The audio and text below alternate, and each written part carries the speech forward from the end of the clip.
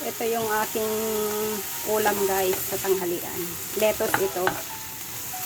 Lettuce na lalagyan ko lang siya ng itlog. Ayan.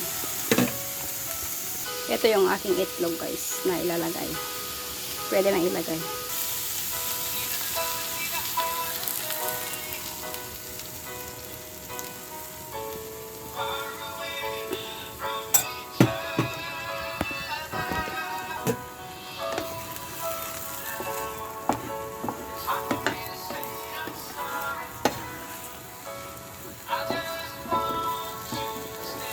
Simpleng ulam lang guys para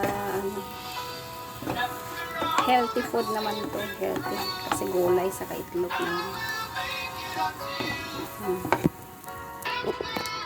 Ayan na siya guys, naluto na. Ito ang aking tanghalian guys, itlog na merong lettuce guys.